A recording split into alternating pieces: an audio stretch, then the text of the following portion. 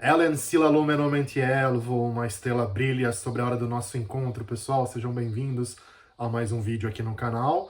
Um vídeo no qual a gente volta aos temas bíblicos, e é um vídeo até bem prático, eu acho, que algumas pessoas já me perguntaram, na verdade, para quem quer estudar os textos bíblicos, olhar para os textos não apenas do lado religioso, mas também os aspectos históricos, filosóficos, teológicos, arqueológicos até, o que Bíblias são legais de usar, o que a gente pode usar como base de estudos, de ampliar um pouco a visão, não deixando de lado necessariamente a visão religiosa, mas ampliar um pouco a visão sobre esses textos. E então vou mostrar para vocês um pouquinho das Bíblias que eu costumo usar aqui para consulta, para estudo, para ajudar a fazer os vídeos. Espero que seja útil para quem tem esse interesse.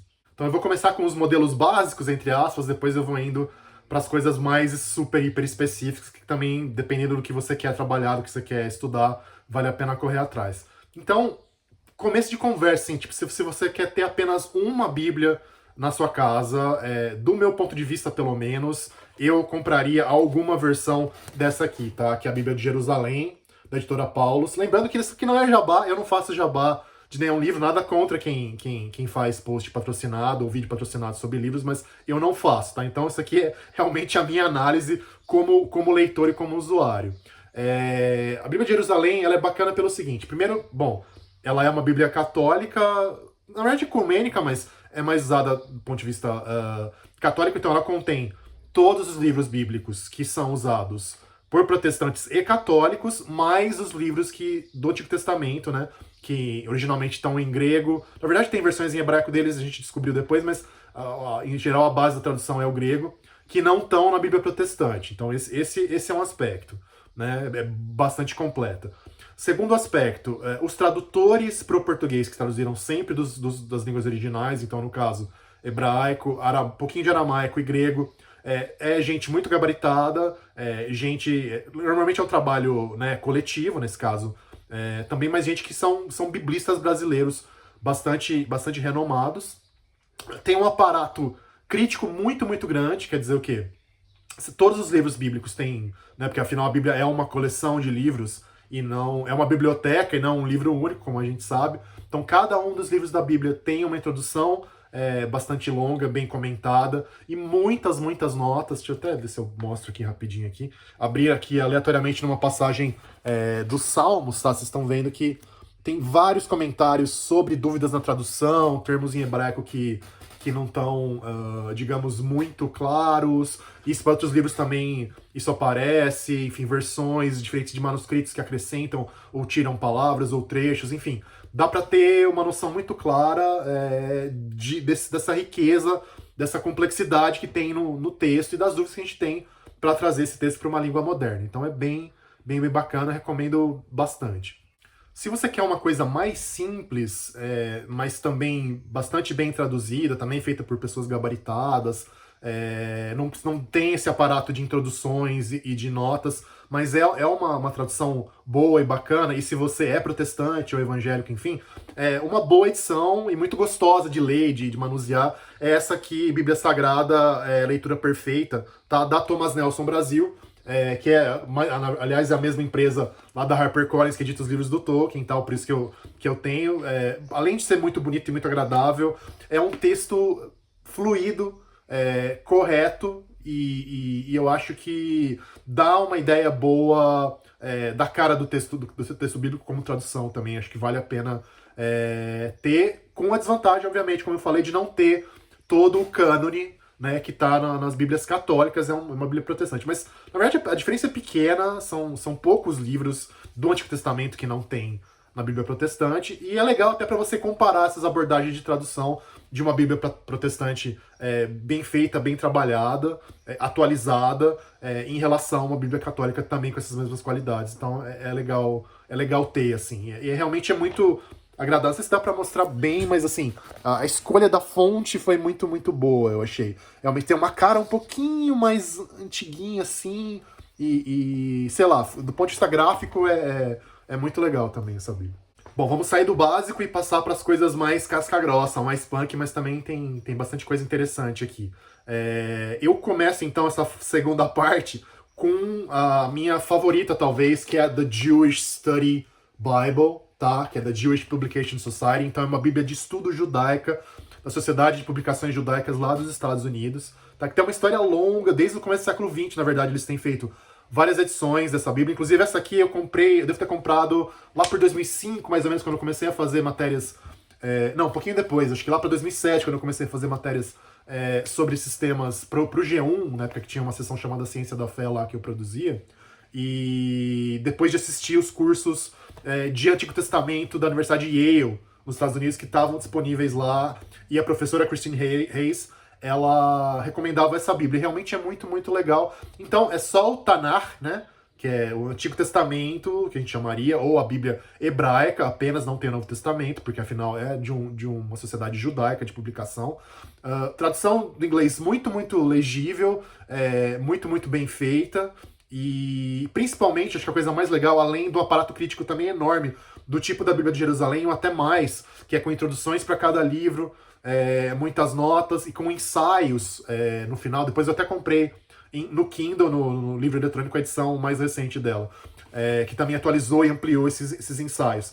O legal das notas e dos comentários é pegando os comentários dos especialistas judaicos desde a antiguidade, então levando em conta o Talmud, levando em conta os especialistas judaicos, teólogos judaicos, como Maimônides e outras figuras da Idade Média. Então, dando toda essa perspectiva teológica do judaísmo depois do fim do Segundo Templo, depois da destruição do Templo de Jerusalém, que é muito diferente e muito enriquecedora se for comparada com o cristianismo, né? É outra linguagem, outra linha, não é essa visão cristocêntrica muito focada que às vezes a teologia cristã dá, por motivos óbvios, mas é um outro jeito de enxergar as escrituras do Antigo Testamento, e além disso também de colocar as coisas no contexto do Antigo Oriente Próximo, lá onde a nação de Israel se desenvolveu, e onde os livros foram escritos originalmente em hebraico e tudo mais.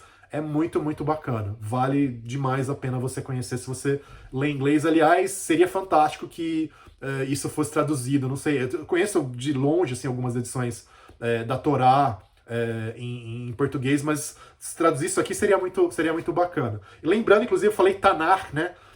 Tanakh, o pessoal costuma chamar as escrituras judaicas de Torá, que não é bem correto, porque Torá seria o Pentateuco, os 5 primeiros livros do Antigo Testamento, tá? As escrituras judaicas, elas pegam a Torá, os Neviim, que são os profetas, né? Que inclui os livros históricos, é uma definição de profetas judaica, é diferente da cristã, então pega também de Josué até o livro dos reis, considera como profetas, e os profetas que a gente conhece também, Isaías, Jeremias, Ezequiel, etc. E os Ketuvim, que são os escritos, que aí pega mais ou menos o que a gente chama de livros sapienciais, então Eclesiastes, Cântico dos Cânticos e tudo mais. Enfim, eu recomendo muito, muito, muito. Tá detonado, porque isso aqui andou comigo pra tudo quanto é lado, viajou pros Estados Unidos comigo, isso aqui eu uso demais da conta. E vale a pena mesmo. Então, ainda nessa pegada judaica, isso aqui também é muito legal, que é o The Jewish Annotated New Testament, tá? Da Oxford University Press, da Universidade de Oxford, que é o Novo Testamento anotado pela perspectiva judaica, tá? Os editores, deixa eu ver aqui, que eu não tô lembrando o nome de cabeça, mas eles são gente muito, muito gabaritada. É a Amy Jo Levine e o Mark Z.V. Brettler, né? Então, são 2 especialistas judaicos que pegaram então um monte de gente também com um conhecimento muito grande da literatura do Antigo e do Novo Testamento, e com essa perspectiva judaica, do Talmud, dos outros elementos da literatura religiosa judaica, e olhando então para o Novo Testamento com esse olhar que também ajuda a gente a descentrar um pouquinho dessa massa de teologia e de pensamento cristão que existe sobre a Bíblia, e tentar olhar como é que talvez alguém do primeiro século lá, da época de Jesus, judeu, olharia para essas narrativas. Também com um mega aparato crítico, com muitas notas. Deixa eu ver aqui. Ó, a introdução aqui da segunda carta de Paulo aos Coríntios, tá? Olha o tamanho das... Aqui, então, não sei se dá para ver, mas aqui começa a epístola e aqui é o tamanho das notas, esse blocão de notas, tal. E com muitos ensaios no final também, então, o que significa o próximo para a ética judaica, para a ética cristã. Tô abrindo aqui aleatoriamente, tá? Questão dos sacrifícios no Templo de Jerusalém, como é que era a linguagem do Novo Testamento, então pensar nas influências judaicas sobre o grego do Novo Testamento, né, porque foi escrito em grego, e por aí vai. Muito, muito legal, me ajuda muito, assim. Esse livro aqui eu costumava levar comigo, meu filho estava fazendo catecismo e eu ficava lendo no banco da igreja esperando ele sair do catecismo. E aí, finalmente, pensando em traduções que fujam um pouquinho do convencional, que deem um ar assim mais próximo mesmo da sensação de você ler os textos bíblicos no idioma original, eu tenho duas dicas aqui que têm a ver com o grego, tá? Eu não achei nada parecido com o hebraico até hoje, mas eu acho muito bacana. Primeiro, essa edição aqui da Tele Editorial, tradução do Marcelo Musa Cavallari, dos Evangelhos, né? Só dos Evangelhos do Novo Testamento, então, que é bilíngue. Olha aqui, não sei se dá pra ver direitinho, mas ó, tem aqui o grego e aqui em português. E é um trabalho literário muito, muito bacana, porque realmente você olha, eu sei um pouco de grego, né? Eu consigo ler um pouquinho do grego do Novo Testamento, sofrendo um pouco, lembrando do que eu sei do texto em português, mas eu vou ali, eu sei identificar a ordem de palavras, estrutura da frase e tudo mais. E você vê que tá muito próximo, tá? Assim, deixa eu ver se eu consigo pegar um exemplo aqui que mostra isso bem. Esse exemplo aqui acho que é bom, que é das narrativas da infância, do Evangelho de Mateus, sobre o nascimento de Jesus. Então, falando da anunciação para Maria e tal. De Jesus ungido, a origem foi assim. : Penhorada a mãe dele, Maria, a José, antes de eles irem junto, achou-se trazendo no ventre do Espírito Santo. José, o marido dela, sendo justo e não querendo torná-la um exemplo, deliberou desliá-la em segredo. E assim vai. Assim, era que você pega e olha pro grego, assim, a ordem de palavras, a escolha de palavras, a estrutura toda da frase, tá muito, muito próximo. Então, se você não sabe grego, mas quer ter uma sensação de como é que é ler em grego o evangelho, isso aqui é uma coisa muito, muito próxima mesmo. E é uma coisa que também é feita com muita competência nessa série aqui, que é a Bíblia inteira vinda do grego, quer dizer, então, feita pelo Frederico Lourenço, que é um helenista, especialista em grego português, conheço ele pessoalmente, inclusive, participei de uma mesa com ele na Flip, e depois num evento aqui em São Paulo também, foi muito, muito bacana, que é realmente... Então, ele começa lá no Novo Testamento, que foi escrito originalmente em grego, mas ele pega também a Bíblia hebraica, a Bíblia judaica, da Septuaginta, quer dizer, essa tradução já que ficou clássica para o grego antes da origem do cristianismo, e que passou a ser, na verdade, a Bíblia mais usada no mundo antigo, porque muito mais judeus falavam grego como língua materna do que falavam hebraico. E ele tá com esse projeto de traduzir tudo. Esse aqui é o terceiro volume, creio eu. Vai sair o quarto ainda, acho que aí termina. Ele começou pelo Novo Testamento e depois vai para o Antigo Testamento. E realmente com essa tentativa de aproximar muito a linguagem em todos os seus aspectos, de estrutura principalmente, do texto original. Então dá muita sensação de que, de novo, assim como o trabalho do Marcelo Cavallari, a sensação de você estar lendo aquilo quase no grego, mesmo você não sabendo grego. Acho que é o mais próximo que eu consigo explicar. E também tem um aparato crítico legal, com introduções, com observações sobre a linguagem, sobre variantes, que também tem muita variante, em geral de detalhes, mas às vezes de coisas que também são importantes. Nem sempre o texto hebraico padrão, que é o chamado massorético, ele é igual ao texto da Bíblia grega do Antigo Testamento.